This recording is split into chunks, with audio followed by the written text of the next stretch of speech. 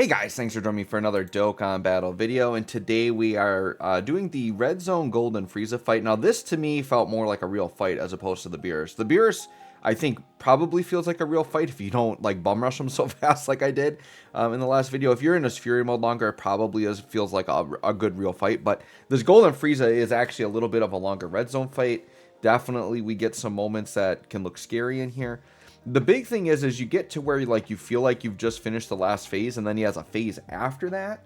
It doesn't have a ton of health, but he's annoyingly tanky enough, and he does a countdown that pretty much will auto kill you unless you dodge it or have insane damage reduction, right? Or like what I did, I have a different one where I did a mission. I think it was for like a full superhero team or something, but I did an Orange Piccolo team for one of the missions. I didn't record it, but I went to Orange Piccolo when he did his countdown, and I just ate it because you can't die when you're in giant mode. And it did like over 10 million damage. It's a huge attack that's meant to basically kill you.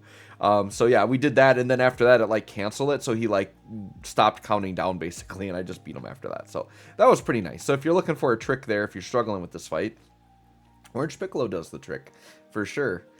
So first phase here isn't very hard. It's just like kind of the lackeys or whatever. They actually go down pretty quick. Yeah, the I don't remember his name, but the guy in slot 3, I think his name's like Sushami or something like that. I don't remember what his name is, but he's kind of a little bit tanky, but the first two lackeys are actually pretty weak. So I kind of bum rush the weak ones and just get them out of here, and then I can focus on like the stronger one and just kill him. So that's what we're doing right now. And we pretty much pretty close to one turning that phase. I'm actually okay that we don't take it out in one turn, because like we can have a little bit of time to like set up rotations, right? Which is good. Sometimes going too fast is a bad thing, especially when you have a lot of build-up units. Like right here, this 8er turn is terrible. We're not at any risk of dying here. So I'm like, oh, I kind of want to put Yamcha in slot 1 to deal big damage. But I'm like, no, I should probably just grab those with Bulma. But yeah, I'm just like, all right, we just grabbed it with Yamcha because I want the attack stat. As long as Bulma gets 5 orbs, we're good, which we got. So her support is active. Doesn't really matter. I just want Yamcha to get a big hit here. So yeah, about 20 mil here. We'll take the 20 mil shot. Yamcha, by the way, there's such a drop in his attack stat, because we're used to seeing like 25 to 30 mil. He gets like most of his stats on super, which is heavily influenced by support. And so that turn is like the only turn we didn't have a support floating around. Because the way I set up my rotations on this team is once my rotations are set, there will always be a support unit in slot 3. It'll be the 2 physical Gokus and then in Bulma. So that's why my Yamcha is usually hitting a lot harder, but missing that extra support unit really hurt his damage. So, but 20 mil is still pretty good. We'll take it. All right, so here goes Bulma doing her Bulma things. But yeah, we have this Frieza, and then I think a golden Frieza, and then after that, it's like the Frieza that's trying to do the Earthbreaker is like the last ditch effort, and that's the one where like you have to either kill him before he does the countdown or have some way to cheese the countdown. I don't know if it's always in the same spot, but it seemed pretty predictable to me. I think it's always going to be last slot on the second turn. That's just where it's ended up for me like every time I fought him, but it could be just random chance. But yeah, his first 3 attacks will always be countdown and then super. If you get past it, then he seems to be a little bit more random. Like I have seen him do a countdown, but then he also does like just weird normal attacks and stuff. So I haven't really seen enough of that Frieza afterwards to know if he can actually like, I don't think he can super you outside of the countdown, because his super is probably programmed to be that 10 million shot. But yeah, when I did the Orange Piccolo thing, I actually had to take like quite a few turns after, and he did one countdown, but then he did like pretty much all normal attacks. So I don't know if he can actually count down all the way twice, or if you'd have to go a really long time for that to happen.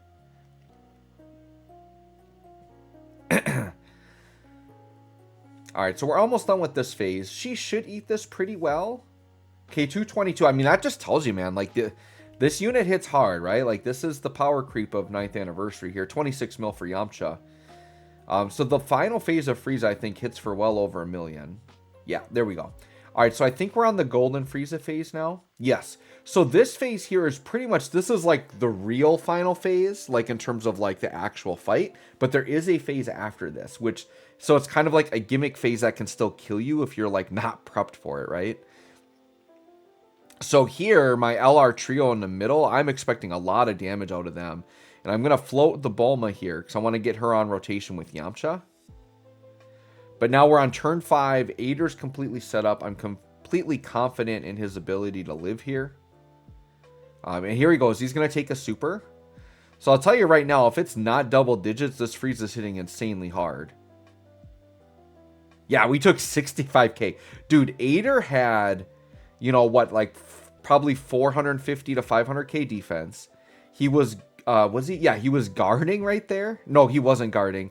But he had 80% damage reduction. So to still take that much damage is pretty insane. So yeah, this Frieza's hitting real hard.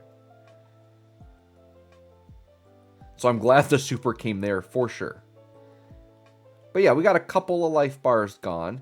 So this is definitely the phase. Like if you need to use items, this is where you want to use them.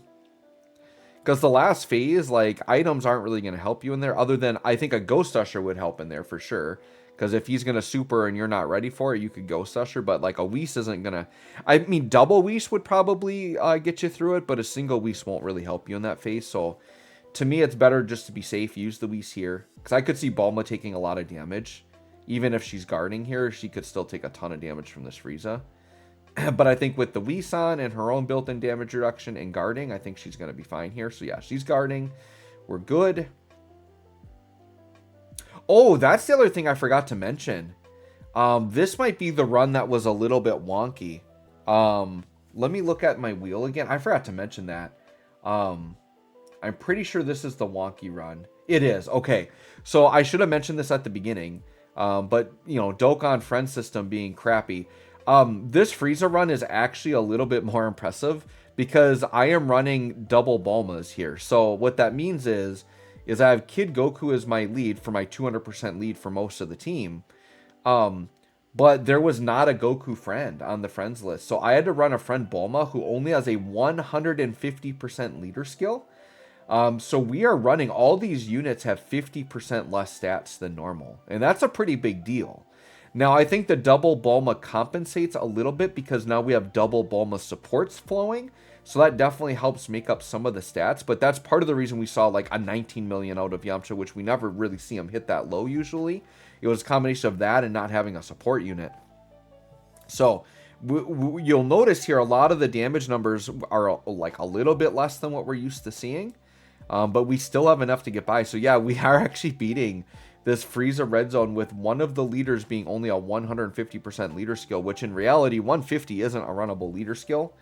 For sure, double 150 would be really tough right here. At least we have one proper leader skill, but yeah, to actually get through here without double proper leader skills, I think the other reason we get away from it is that Bulma is, like, you would actually rather run 2 Bulmas than 2 Kid Gokus, but like, it's usually not worth it to sacrifice the stats to the whole team to do that.